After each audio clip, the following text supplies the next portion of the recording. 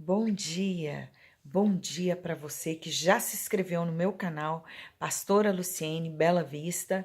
Que Deus te abençoe poderosamente. Deixe seu joinha, compartilhe. Vamos pregar juntos a palavra de Deus. Amém? Hoje eu quero falar com você ainda no livro de Atos. Estamos fazendo um estudo sobre todo o livro de Atos. E hoje vamos falar sobre Atos capítulo 4, onde nós vemos que Pedro e João foram presos por curar um homem que estava coxo há 40 anos. Vemos que a igreja não os acusou, pelo contrário, a igreja estava orando. Quando nós sabemos que alguém foi preso, a primeira coisa que nós fazemos: foi preso porque estava fazendo alguma coisa errada, não é? Nem sempre. Às vezes somos presos injustamente. Às vezes nos condenamos, levantam injúrias contra nós simplesmente por perseguições. E era isso que eles estavam vivendo naquele momento. Mas a igreja orava, intercedia, guerreava a favor deles enquanto eles estavam presos. E nós podemos tirar deste capítulo grandes lições. Nós vemos que no versículo 8, Pedro estava cheio do Espírito Santo. E esse é o grande segredo. Ou seja, do que você está cheio? Da sua opinião? Do seu eu acho, eu penso, eu sei? Ou do Espírito Santo que te conduz a grandes vitórias? Aqui vemos que graças às perseguições, Deus foi exaltado. E que graças à pregação de homens de Deus, a igreja crescia explosivamente. Mesmo com a morte de Jesus, que era aparentemente a maior derrota do ser humano, mas foi a maior vitória da humanidade, a igreja crescia. Vemos no versículo 11. O versículo 11 nos fala sobre a pedra angular, o fundamento principal na nossa vida, o único caminho da salvação. Ainda no século que nós estamos, ainda em 2018, que é o ano que nós estamos, ainda vemos pessoas procurando outros caminhos de se achegar a Deus.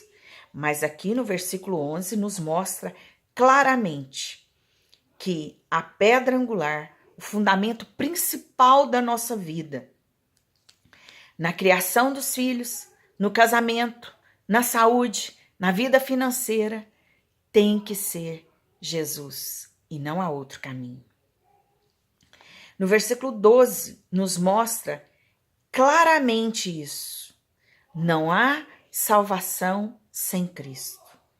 E no versículo 14 nos mostra que as pessoas nada têm a dizer contra nós, a não ser que minta. O que falam sobre nós, os evangélicos, os crentes, são perseguições e mentiras. Porque pregamos a palavra de Deus, sofremos injúrias, mas não devemos temer, porque se Deus é por nós, quem será contra nós? O resto ficou pequeno. E o galardão que receberemos de Deus, esse sim é grande. E no versículo 20, quem tem a vida com Deus não consegue deixar de falar sobre as coisas de Deus. Não vou pregar porque eu tenho medo de perseguição.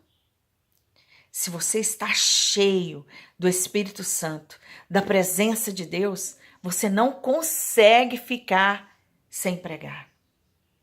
Você não se importa com o que vão falar de você, com o que pensam de você.